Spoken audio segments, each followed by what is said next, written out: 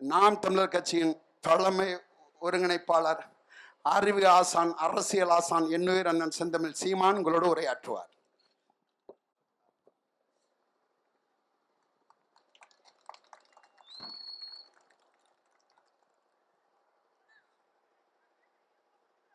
எங்களின்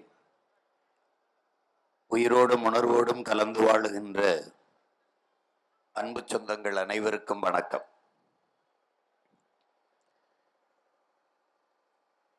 எல்லோரையும் போலத்தான் இந்த மண்ணில் இதுவரை இருந்த அரசியல் கட்சிகள் எங்களுக்கானது, என் மண்ணுக்கானது, என் மக்களுக்கானது, என் நிலத்திற்கானது, அதன் வளத்தை காப்பாற்றுவதற்கானது, என் மொழிக்கானது, என் இலக்கியத்திற்கானது, என் கலைக்கானது, என் வரலாற்றுக்கானது, என் வழிபாட்டுக்கானது,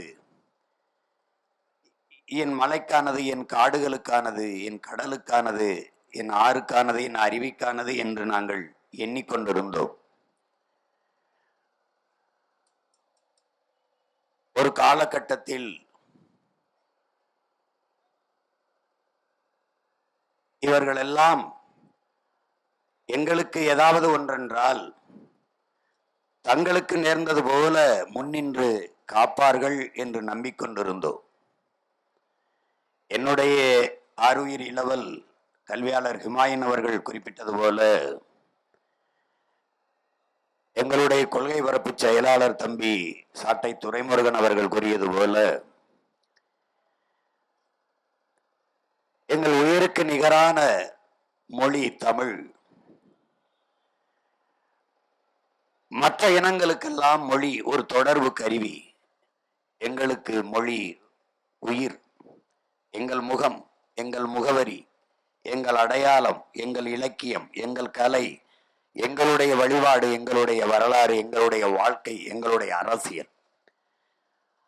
ஆனால் கண்முன்னே எங்கள் தாய்மொழி சிதைந்து அழிந்து கொண்டிருப்பதை இவர்கள் பொறுத்தார்கள், சகித்தார்கள், அழித்து ஒழித்தார்கள். மணக்கவரும் தென்றலிலே குளிராய் இல்லை, தோப்பில் நிழலாய் இல்லை, தனிப்பரிதாம் துன்பம் இது தமிழகத்தின் தமிழ் தெருவில் தமிழ்தான் இல்லை என்று வருந்தி பாடினான் எங்கள் புரட்சி பாவலர். தமிழுக்கு அமுதென்று பேர், அந்த தமிழ் இன்பத்தமிழ் எங்கள் உயிருக்கு நேர் என்று முழங்கிய பாரதிதாசன் எங்கள் தாத்தன். உயிருக்கு நிகரான மொழி எங்கள் கண்முன்னே சிதைந்து அழிவதை பார்க்கிற கொடுஞ்சூழலுக்கு நாங்கள் தள்ளப்பட்டோம். தாய்மொழி எழுத படிக்க பேச தெரியாத ஒரு 3 தலைமுறைகளை இந்த கட்சி ஆட்சிகள் உருவாக்கி நிறுத்தியது. தமிழர்கள் நாங்கள் என்ற இன உணர்வு, மான உணர்வு, தேசிய உணர்வு இல்லாது சாதிய மத உணர்வை திட்டமிட்டு எங்களுக்கு ஊற்றினார்கள். மொழி பற்று, இனப்பற்று இல்லாது பார்த்து கொண்டார்கள். சாதிய பற்று, மதப்பற்றை வழிந்து வழிந்து எங்களுக்கு ஊட்டி வளர்த்தார்கள். தன்னின பகையால் நாங்கள் ஒருவருக்கொருவர் மோதிக்கொண்டு தாழ்ந்து வீழ்ந்தோம். நாங்கள் சிந்திய ரத்தத்தை நக்கி குடிக்கிற ஓநாய்களாக இந்த இந்திய திராவிட கட்சிகள் வாழ்ந்து வளர்ந்தது.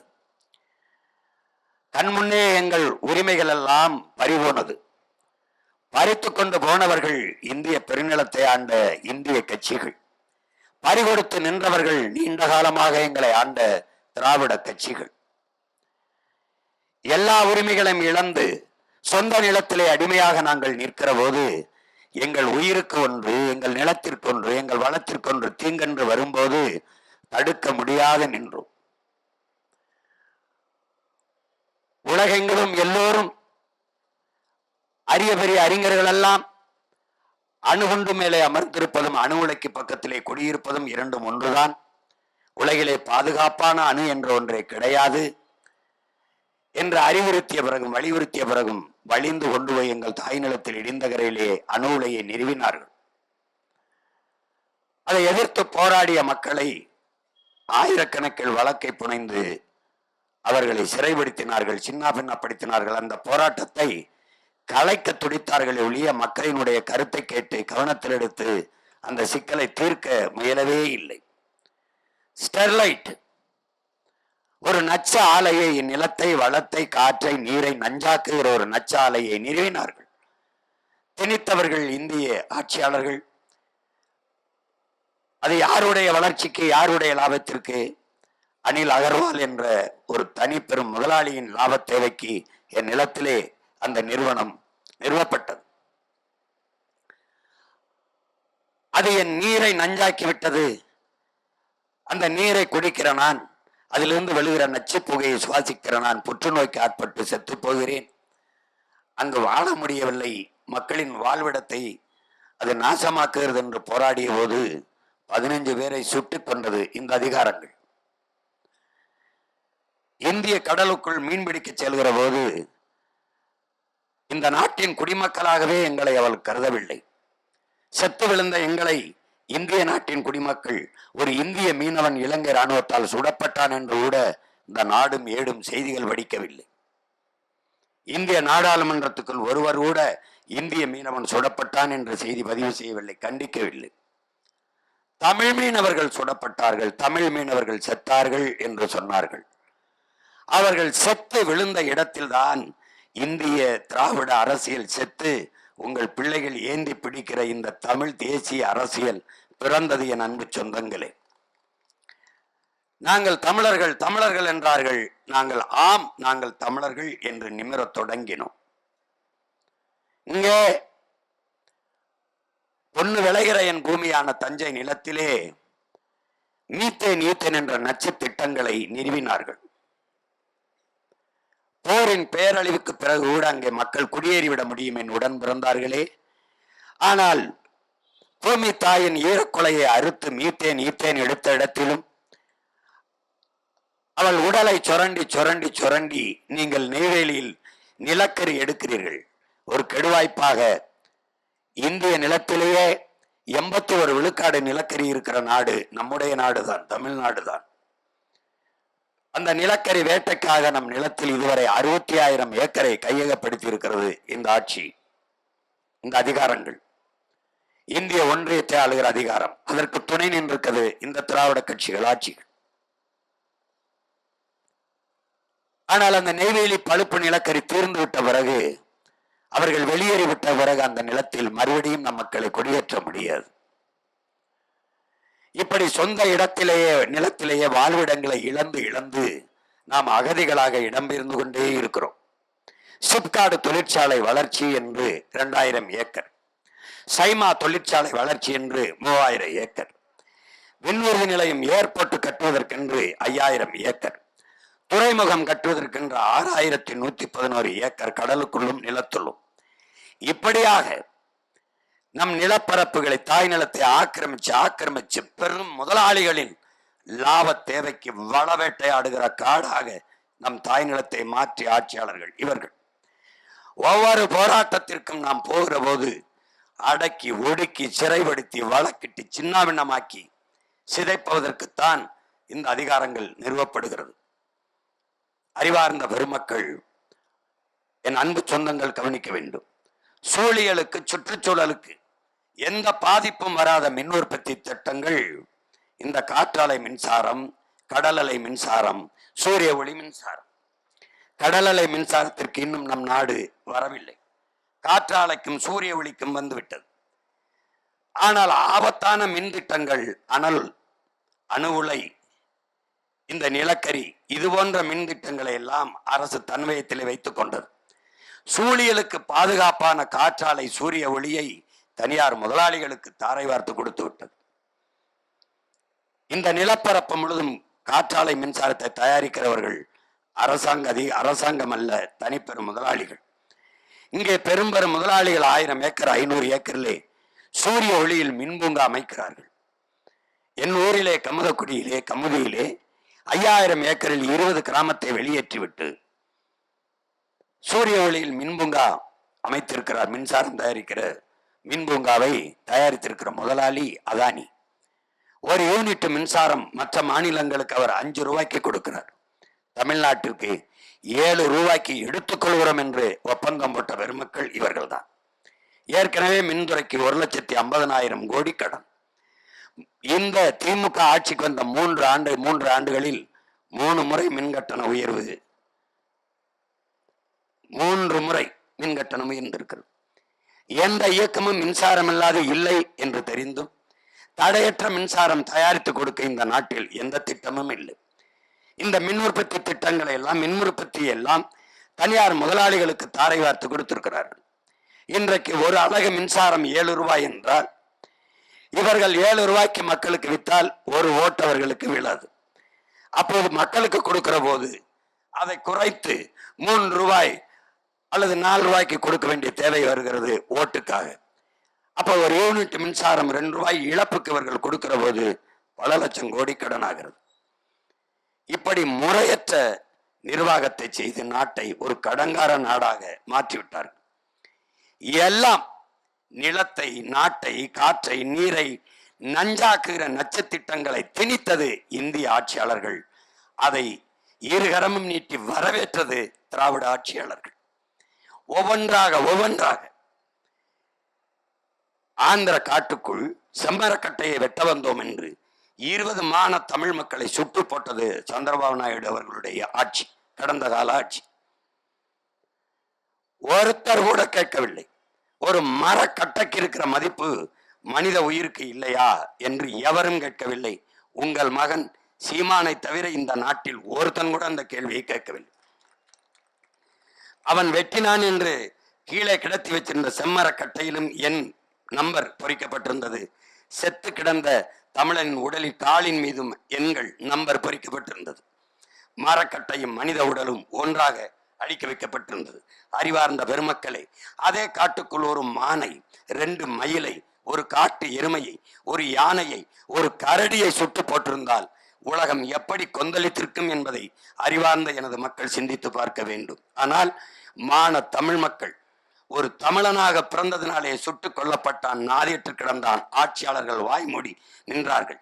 இந்தியாவை ஆண்டு கொண்டிருந்த ஐயா மோடி ஒரு கண்டனம் இல்லை. இப்படி ஒரு மனித படுகொலை அது வருந்தத்தக்கது என்று கண்டனம் இல்லை. இந்த நிலத்தை ஆண்டு கொண்டிருந்த எவரிடத்திலும் கண்டன குரல் எழவில்லை. அப்போது தெரிந்தது இவர்கள் நமக்கானவர்கள் அல்ல.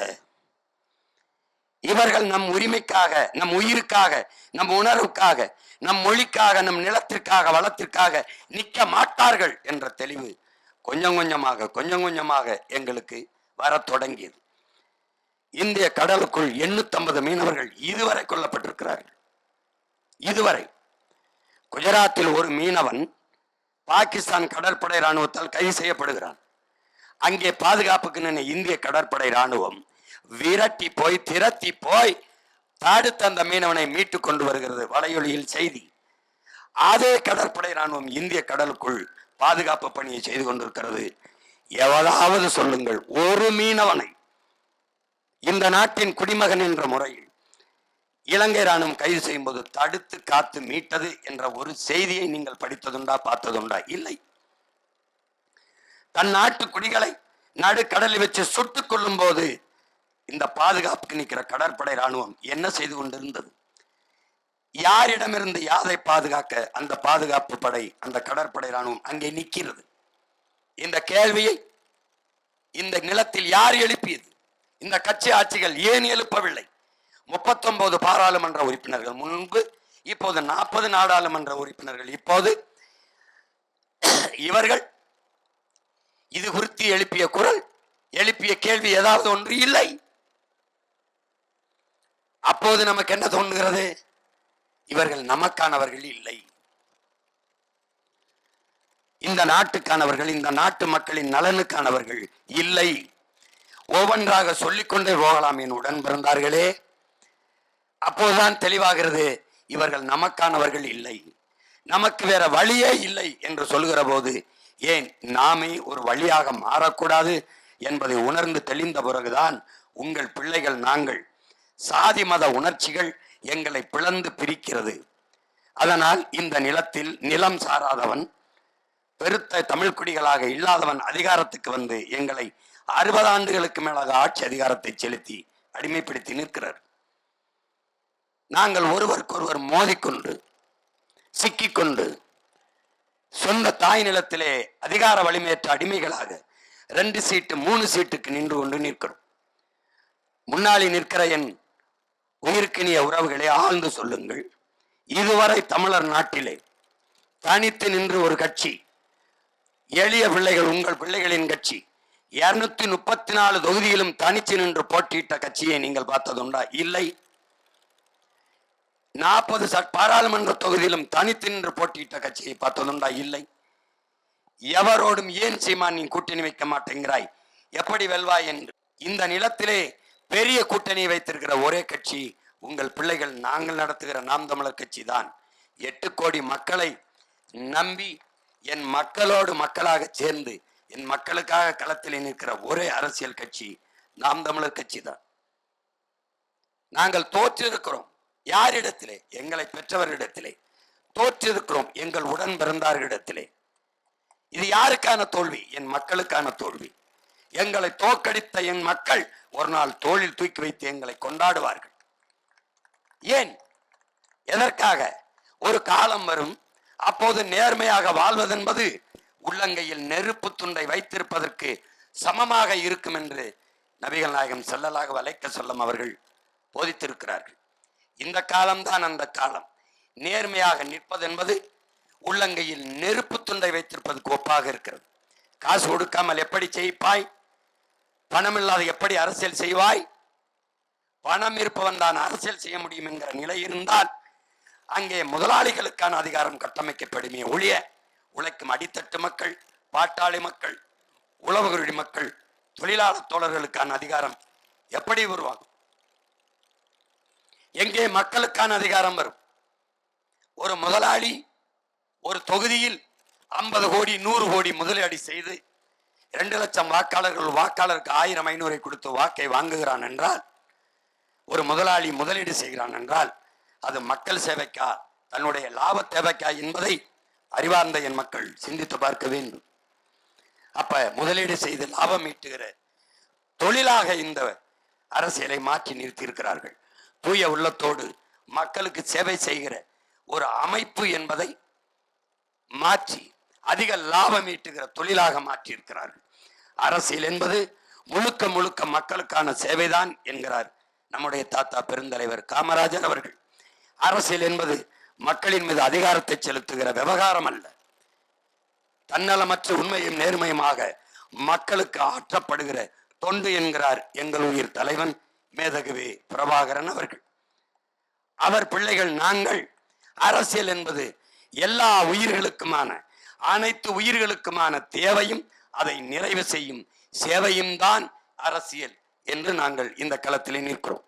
மனிதர்களுக்கு மட்டுமானது அரசியல் இல்லை, உலகில் இருக்கிற ஒவ்வொரு உயிருக்குமானது அரசியல். ஆட்டுக்கு அரசியல் உண்டு, மாட்டுக்கு அரசியல் உண்டு, ஈ எறும்பு நாய் நரி பூச்சி வண்டு எல்லாவற்றுக்கும் உண்டு. தமிழர்கள் கல்லு மாவிலே எல்லோரும் கோலம் போட்டுக் கொண்டிருந்த காலத்தில் அரிசி மாவிலே கோலம் போட்டார்கள். காரணம், ஈக்கும் எறும்புக்கும் அது இரையாக இருக்கட்டும் என்று. அங்கே பூச்சி வண்டுகளுக்கான அரசியல், ஆடு மாடுகளுக்கான அரசியல். மாடுகளுக்கு கோமாரி நோய் வருகிறது, மருத்துவ முகாமையிட்டு சிகிச்சை அளித்த மாட்டை காப்பாற்றுங்கள் என்று உழவர் குடி மக்கள் போராடுகிறார்கள். மாட்டுக்கான அரசியல். மாட்டு தீவன விலையை குறையுங்கள் என்று போராடுகிறார்கள். மாட்டுக்கான அரசியல். அறிவார்ந்த பெருமக்களே, காடுகளில் நாம் பயணிக்கிற போது இங்கே பிளாஸ்டிக் போத்தல்களை, பாலித்தீன் பொட்டலங்களை போடாதீர்கள் என்று எழுதி வைக்கிறார்கள். காரணம், மானும் வரையாடும் காட்டு எருமைகளும் அதை தின்றுவிட்டு செத்துவிடும் என்று எழுதி வைக்கிற இடத்தில் அது காட்டு விலங்குகளுக்கான அரசியல். காடுகளில் சிகரெட்டை புகைத்துவிட்டு தீக்குச்சியை போட்டு விடாதீர்கள், காடுகள் எரிந்துவிடும் என்று பதாகை எழுதி வைக்கிறார்கள். அது காடுகளுக்கான அரசியல். எல்லாவற்றுக்கும் அரசியல் இருக்கிறது. மனிதனுக்கு மட்டுமானது அரசியல் என்று எண்ணுவது தவறானது. இது உலக உயிர்களின் உலகம். அந்த ஒவ்வொரு உயிருக்கும் அரசியல் இருக்கிறது. ஒரு உயிர் பூச்சி செத்தால் என்ன, வண்டு செத்தால் என்ன, நாய் செத்தால் என்ன, நரி செத்தால் என்ன, காக்கை செத்தால் என்ன, மைனா செத்தால் என்ன, செட்டு செத்தால் என்ன என்று எண்ணிக்கொண்டிருக்கிறீர்கள். காக்கை செத்ததை பார்க்க நாம் இருக்கிறோம், நாய் சாவதை பார்க்க நாம் இருக்கிறோம், நரி புலி யானை சாவதை பார்க்க இருக்கிறோம். நாளைக்கு இவை எதுவும் இல்லை என்றால் நாம் செத்து போவோம், பார்க்க எவரும் இருக்க மாட்டார்கள். இந்த உலக உயிரியல் உண்மையை உணராத எனது மக்கள் எங்களுக்கு வாக்கு செலுத்தி ஒரு பயனும் இல்லை. பூச்சி செய்கிற வேலையை, வண்டு செய்கிற வேலையை எந்த எந்த எந்த எந்த மனிதனும் செய்ய முடியாது. உங்களுடைய தோட்டத்தில் எல்லா செடிகளும் பூக்கும்.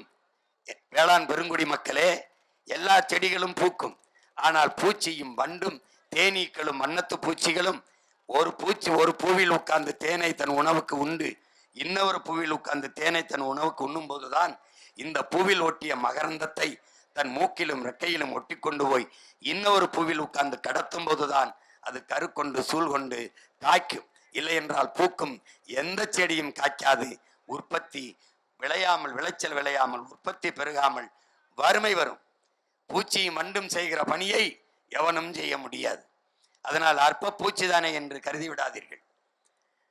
நீங்கள், என்னுடைய அப்பா பெரிய தகப்பன் நம்மாழ்வார் அவர்கள் கேட்கிறார்கள், மனிதனின் அறிவு கண்ணுக்கு தெரியாத நுண்ணுயிரோட மோதி செத்து போனது, போட்டிட்டு தோற்று போனது என்று. அறிவார்ந்த பெருமக்களே, தோசை மாவை உங்கள் அறிவியல், உங்கள் விஞ்ஞானம், உங்கள் சயின்டிஸ்டுகள் புளிக்க வைக்க முடியுமா? முடியாது.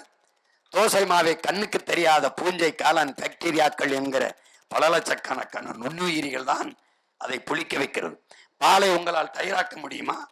முடியாது. உங்கள் விஞ்ஞானத்தால் ஆக்க முடியாது. பாலை தயிராக்க கண்ணுக்கு தெரியாத அந்த நுண்ணுயிரிகளால் தான் ஆக்க முடியும். நீங்கள் செடிக்கு தண்ணி ஊத்துகிறீர்கள், மரத்துக்கு தண்ணி ஊத்துகிறீர்கள். அந்த தண்ணீரை உங்க செடியும் மரமும் தனக்கு உணவாக எடுத்துக்கொள்ள முடியுமா? முடியாது. பிறகு எப்படி? உங்கள் கண்ணுக்கு தெரியாத அதன் வேருக்கு கீழே பல கோடிக்கணக்கான நுண்ணுயிர்கள் இருக்கிறது. கையில் எடுத்து பாருங்கள் என் உடன் பிறந்தார்களே, அது மண்ணல்ல, பல கோடிக்கணக்கான உயிர்களின் திரட்டு என்பதை நீங்கள் உணர்வீர்கள். அந்த நுண்ணுயிர்கள் தன் உணவு தேவைக்கு நீரை உண்டு அதை மரம் செடிகளுக்கு உணவாக மாற்றி கொடுக்கிறது. அதுதான் உயிரிகள். நீங்கள் பூச்சி, வண்டு, இந்த நாய், நரி, நண்டு, நத்தை என்று எண்ணி விடாதீர்கள். நண்டு இந்த இடத்தில் மண்ணை திண்டு, இந்த இடத்தில் மண்ணை திண்டு மண்ணை வளப்படுத்துகிறது. கையிலே வைத்தால் அருவருப்பாக நெளிகிற மண்புழு செய்கிற வேலையை உலக உயிரில் எந்த உயிரும் செய்ய முடியாது. இந்த மண்புழு, அறிவார்ந்த பெருமக்களே, 40,000 முறை தன் வானிலில் இந்த மண்ணை உழுகிறது. மேலே மண்ணை திண்டு கீழே கழிவாக போடுகிறது, கீழே மண்ணை திண்டு மேலே கழிவாக போடுகிறது. இப்படி தன் வாழ்நாளில் 40,000 முறை இந்த மண்ணை உழுவதால் அது உழவனின் நண்பன் என்று போற்றப்படுகிறது. இப்படி பல்லுயிர் பெருக்கத்தால், பல் உயிர்களின் சூழலால் இந்த உலகம் இயங்கிக் கொண்டிருக்கிறது. இது ஒரு உயிர் இல்லை என்றால் இந்த உயிர் தொடர்பு அருந்து போகும். மானுட சமூகம் வாழ்வது மிக கடினமான ஒன்றாக மாறிவிடும்.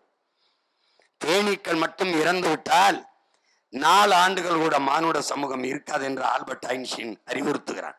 அதனால் இது பூச்சி, இது வண்டு, இது செத்து போனால் என்ன என்று நாம் எண்ணினால் நம்மை போல மண்டு உலகில் எவனும் இல்லை. இதை அறிவார்ந்த எனது மக்கள் சிந்திக்க வேண்டும். நபிகள் நாயகம் ஸல்லல்லாஹு அலைஹி வஸல்லம் அவர்கள் நமக்கு கற்பிக்கிறார்கள், ஒரு காலம் வரும், அழிவு காலம். அந்த காலத்தில் பொய்யுரைக்கும் நீதிபதிகள், அநீதி இழைக்கிற அமைச்சர் பெருமக்கள், துரோகம் இழைக்கிற வழக்குரைஞர்கள் இப்படியெல்லாம் தோன்றுவார்கள். அவர்கள் காலத்தில் வாழ நேர்ந்தால் நீ வரி கட்டி விடாதே, வரி கட்டி அவர்களுக்கு வலிமை சேர்த்து விடாதே என்கிறார்கள். என்னருமை சொந்தங்கள், நாம் வரி கட்டுவதோடு அவர்களுக்கு வாக்கையும் செலுத்தி வலிமைப்படுத்தி விட்டு கொண்டே இருக்கிறோம். ஓராண்டு ஈராண்டல்ல, 60 ஆண்டுகளாக, 6 நூற்றாண்டுகளுக்கு மேலாக இந்த கொடுமையை செய்து கொண்டே இருக்கிறோம். அநீதி என்று தெரிந்த பிறகும் அதை செய்து கொண்டிருக்கிறோம். நீங்கள் அறிவார்ந்த பெருமக்கள், கிறிஸ்துவத்தை, இஸ்லாத்தை ஏற்றிருக்கிற என் உயிர் சொந்தங்கள், சாத்தானின் வேலைகள், தீய செயல்கள் என்று ஒரு பட்டியலிடுங்கள். ஊழல், லஞ்சம் பெறுவது, ஊழல் செய்வது, கொலை செய்வது, கொள்ளையடிப்பது, நிலத்தை சுரண்டுவது, நீங்கள் நம்புகிற இறை, நீங்கள் நிரம்புகிற இறை, அவர் தந்ததுதான் இந்த பூமி, அவரால் படைக்கப்பட்டதான் இந்த மலை, அவரால் உருவாக்கப்பட்டதான் இந்த அருவி, ஆறெல்லாம். அதை காசாக, அற்ப பணத்திற்காக வேட்டையாடுகிற இந்த பதர்களை எப்படி சகித்துக் கொள்கிறீர்கள்? எப்படி? யோசித்து பாருங்கள். எல்லாம் எதது தீய செயல்? பெண்களை பாலியல் வன்கொடுமைக்கு ஆளாக்கி வன்புணர்வு செய்து கொலை செய்வது, சக உயிரை வெட்டி கொலை செய்வது, கணக்கில்லாத மதுவை அரசே வித்து காசை ஈட்டுவது, அதை கொண்டு நான் நல்லது செய்கிறேன் என்று மக்களை ஏமாற்றுவது, எதுவெல்லாம் நீங்கள் சாத்தானின் செயல் என்று சொல்கிறீர்களோ அதை இந்த அதிகாரங்கள், இந்த ஆட்சியாளர்கள் செய்கிறார்களா இல்லையா? செய்கிறார்களா இல்லையா? பட்டியலிடுங்கள். இறைவன் செயல், நற்செயல் என்று நீங்கள் சொல்கிற எதையாவது ஒன்றை இந்த ஆட்சியாளர்கள் செய்திருக்கிறார்கள் என்று நீங்கள் பட்டியலிடுங்கள். பட்டியலிடுங்கள். ஒன்று கிடையாது. அப்ப தீய செயல்களை தொடர்ந்து செய்கிற, சாத்தானின் செயலை தொடர்ந்து செய்கிற இந்த சாத்தான்களுக்கு நாம் தொடர்ச்சியாக வாக்கை செலுத்தி வலிமைப்படுத்துவது எவ்வளவு பெரிய கொடுமை என்பதை அறிவார்ந்த எனது மக்கள், என் அன்பு சொந்தங்கள் சிந்தித்து பார்க்க வேண்டாமா? இந்த ஆட்சியாளர்கள் இந்த இஸ்லாமிய கிறிஸ்தவ மக்களை பார்த்து முதலில் சொல்கிறது நீங்கள் சிறுபான்மை என்று. சொல்பவன் யார்? சொல்பவன் யார்? மொழி சிறுபான்மை. கருணாநிதி இந்த நாட்டில் பெரும்பான்மையா? எம்ஜிஆர் இந்த நாட்டில் பெரும்பான்மையா? அம்மையார் ஜெயலலிதா இந்த நாட்டில் பெரும்பான்மையா? யார் நீங்கள்? நீங்கள் மொழி சிறுபான்மை. உலகெங்கிலும் எந்த நாட்டிலேயாவது மதத்தை வைத்து மானுட சமூகத்தை கணக்கிட்டிருக்கிறான் என்று வரலாற்றில் எவனாவது ஒருவன் காட்ட முடியுமா சான்று? இல்லை என்னோடு வாதிட்டு நிறுவ முடியுமா? உலகிலே எங்கேயாவது? ஐரோப்பாவில் எல்லா நாடுகளிலும் கிறிஸ்தவன் தான், ஒரே மதம் தான். பிறகு ஏன் இத்தனை நாடுகளின் உயிர் சொந்தங்களே? எதற்காக? எதற்காக டென்மார்க்? எதற்காக சுவிஸ்? எதற்காக நார்வே? எதற்காக பிரான்ஸ்? எதற்காக ஜெர்மன்? எதற்காக? ஒரே நாடுதான், ஒரே மதம் தான். ஏன்? மொழி வழியே தேசிய இனங்கள், நிலங்கள். இதுதான் வரலாறு. இந்தியாவிலிருந்து பாகிஸ்தான் பிரிந்தது காரணம் என்ன? மார்க்கம். ஓர் இறை, ஏக இறைவன் அல்லாஹ், ஒரே வழி, நபிகளின் மொழி ஏற்று ஒரு மார்க்கமாக வெளியே போனோம். தனி நாடு பாகிஸ்தான். பாகிஸ்தானில் இருந்து பங்களாதேஷ் பிரிந்ததற்கு காரணம் என்ன? என் உடன் பிறந்தார்களே, காரணம் என்ன? இந்தியாவில் இருந்து பிரிந்து செல்ல காரணம் மார்க்கம். பாகிஸ்தானில் இருந்து பங்களாதேஷ் பிரிய காரணம் மொழி. உருது ஆட்சி மொழி, பாகிஸ்தானின் ஆட்சி மொழி உருது என்ற உடனேயே டாக்கா பல்கலைக்கழகத்திலே படித்துக் கொண்டிருந்த முஜிபுர் ரஹ்மானும் நண்பர்களும் என் மொழி வங்க மொழி என்னானது என்று கேட்டார்கள். அவன் உருது, நான் வங்காளி. நான் இஸ்லாத்தை ஏற்றிருக்கிறேன், ஓர் இறையை ஏற்று, நபி மொழியை வழியாக ஏற்று ஒரு மார்க்கத்தை ஏற்றிருக்கிறேன். ஆனால் அவன் அரேபியன், அவன் ஈரானியன், அவன் உருது, நான் தமிழன். இதுதான் என் அன்பு மக்களே உலகெங்கும் இருக்கிற மரபு, உலகெங்கும் இருக்கிற அடையாளம்.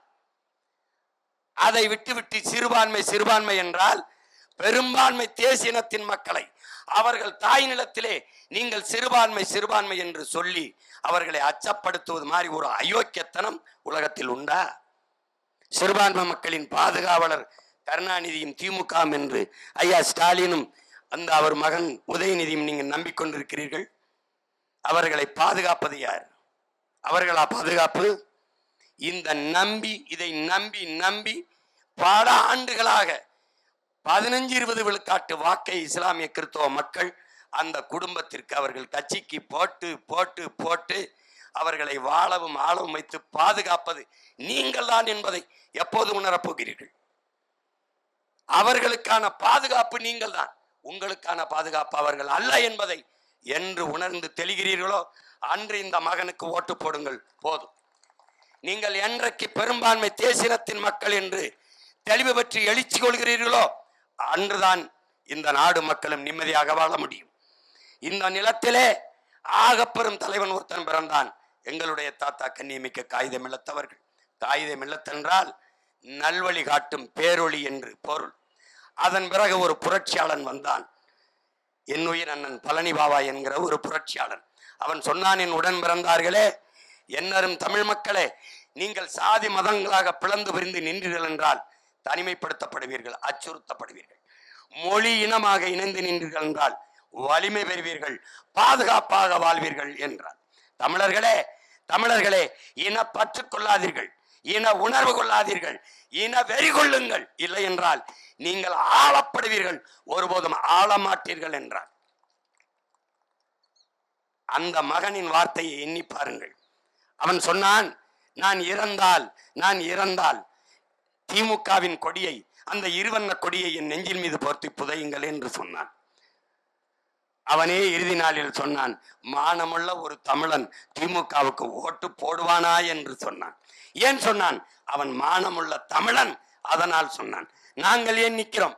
மானமுள்ள தமிழர்கள் இந்த தீய அரசியல் சக்திகளை ஒழித்து தூய அரசியலை தமிழர் நாட்டில் நிறுவ வேண்டும் என்பதற்காக நிற்கிறோம். நாங்கள் எடுத்து வைக்கிற அரசியல் கோட்பாடுகளை ஆழ்ந்து கவனியுங்கள். சரி என்று பட்டால் வாக்கு தாருங்கள், இல்லை அவர்களுக்கே போடுங்கள். எங்களை தூக்கி சுடுகாட்டில் போடுங்கள். ரோட்டில் போட்டு விட்டீர்கள், இனி சுடுகாட்டில் போட வேண்டியதான் ஒன்று, போட்டு விட்டு போங்கள். அவர்களுக்கு வாக்கை போடுங்கள், எங்களுக்கு வாக்கரிசி போடுங்கள்.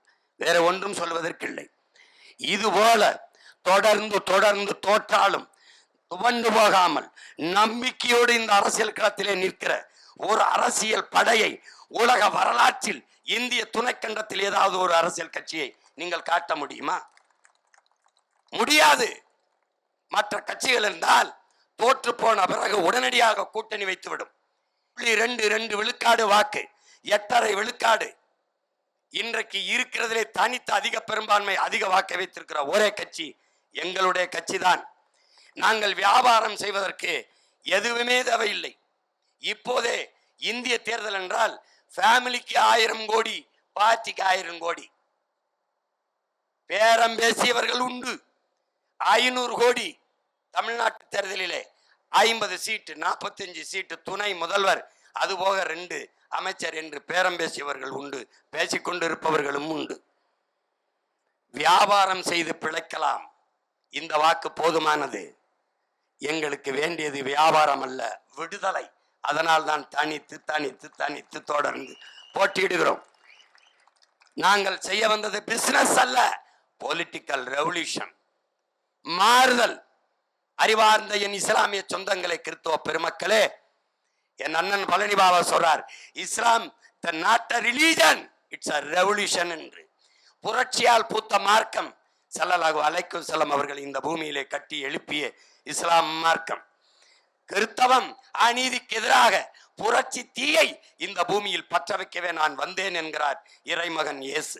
அந்த வழியில் நின்று சற்றும் தளர்ச்சி இல்லாது போராடி கொண்டிருக்கிற உங்கள் பிள்ளைகள் எங்களுக்கு எங்கள் கைகளிலே உங்கள் வலிமை மிக்க வாக்கை தந்து எங்களை வலிமை மிக்க அரசியல் ஆற்றலாக மாற்றுங்கள். அதை தவிர இந்த மண்ணுக்கு மக்களுக்கும் ஒன்றும் கிடையாது. எங்களை பாருங்கள், அதிகாரம் இல்லை, ஆனால் நான் பெற்ற அளவிற்கு இந்த நாட்டில் எந்த ஆட்சியாளர்களும் மக்களின் குறைகளை தீர்க்க மனுக்களை பெற்றதில்லை. இது ஏக இறைவன் அல்லாஹ் மேலே, இறைமகன் இயேசு மேலே, என் தமிழ் மேலே, என் தாயின் மேலே, என் தலைவன் பிரபாகரன் மீது சத்தியம். இன்று கூட நாங்கள் வீழுகிறது மேற்கு தொகுதியிலே நாங்கள் நீண்ட காலமாக வாழ்கிற இடத்தை இந்த ஆட்சியாளர்கள் இடிக்கிறார்கள், காப்பாற்றவா என்று. இன்னைக்கும் உங்கள் மகன் சொல்கிறேன், டங்ஸ்டன் தொழிற்சாலை, டங்ஸ்டன் சுரங்க தொழிற்சாலையை நிறுவார்கள் என்றார்கள். என்னை தாண்டித்தான் இந்த நிலத்தில் நீ ஒருபடி மண்ணை எடுக்க முடியும். முடியாது என்றேன், கைவிட்டார்கள். 8 வழி சாலை என்றார்கள், கற்களைத்தான் நோண்ட முடியும், சாலை போட முடியாது என்றேன், முடியாது. பேனா சிலை என்றார்கள், வைத்துப்பார், உடைக்கிறனா இல்லைன்னு, வைக்கல. இன்றும் பரந்தூர் விமான நிலையத்தில் விண்ணூர்தி நிலையம் கட்டுவேன் கட்டுவேன் என்று சொல்லிக் கொண்டிருக்கிறார்கள். சொல்லிக் கொண்டுதான் இருக்க முடியும். ஒரு செங்கலை கூட நான் இருக்கிறவரை வைக்க முடியாது. இங்கேயும் சிப்காட்டுக்கு தொழிற்சாலைக்கு இடம் எடுத்து பாரு. ஏன்? மக்களுக்கென்று ஒரு படை இல்லை என்றால் மக்களுக்கென்று எதுவும் இல்லை என்கிறான் சீன புரட்சியாளன் மாசேத்துங். இங்கே என் மக்களுக்கென்று ஒரு படை இருக்கிறது, பிரபாகரன் பிள்ளைகளின் படை, புரட்சிகர அரசியல் படை, நாம் தமிழர் என்கிற படை. என் மக்களை, என் மக்களின் உரிமையை பறிகொடுத்து விட்டு உங்கள் ஓட்டை வாங்கி நான் என்ன செய்ய போகிறேன்? நான் ஓட்டை வாங்கி நிற்பதே இந்த மண்ணின் மக்களின் உரிமையை பாதுகாக்கத்தான். அந்த உரிமைகளை எல்லாம் இழந்துவிட்டு, நிலத்தை, வளத்தை எல்லாவற்றையும் இழந்துவிட்டு நான் வாக்கை பெற்று வென்று என்ன செய்ய போகிறேன்? வென்று போனவர்கள் என்ன செய்தார்கள்? அதனால் மாற்றத்தை விரும்பி நிற்கிற மக்கள், மாற்றத்திற்காகவே தொடர்ந்து களத்தில் நிற்கிற உங்கள் பிள்ளைகளை கைவிட்டு விடாது. நம்பி நிற்கிற பிள்ளைகளை கைவிட்டு விட்டார்கள் தமிழ் மக்கள் என்ற வரலாற்று பதிவு வராமல் நம்பி நின்ற பிள்ளைகளை வெல்ல வைத்து வரலாற்றை மாற்றினார்கள். பணம் இருப்பவன் தான் அரசியல் செய்ய முடியும் என்கிற நிலையை மாற்றினார்கள். அதிகாரத்தில் இருப்பவன் தான் இடைத்தேர்தலில் வெல்வான் என்ற விதியை மாற்றி எழுதினார்கள் ஈரோட்டு கிழக்கிலே வாழ்கிற மக்கள். கிழக்கில்தான் விடியும். இந்த கிழக்கில் விடியட்டும் தமிழ்நாட்டிற்கு. என் அன்பு மக்களே, உங்கள் மதிப்புமிக்க வாக்கை இந்த ஈரோடு கிழக்கு இடைத்தேர்தலில் போட்டியிடுகிற என்னுயிர் தங்கை சீதா லட்சுமி அவர்களுக்கு ஒளிவாங்கி இந்த மாய்க்கு சின்னத்திலே செலுத்தி உங்களுக்கான வெற்றியை தொடங்குங்கள். மக்களுக்கான அரசியலை தொடங்குங்கள். புரட்சி எப்போதும் வெல்லும். உங்கள் பிள்ளைகள் எங்களின் வெற்றி அதை சொல்லும். நன்றி, வணக்கம். நாம் தமிழர்.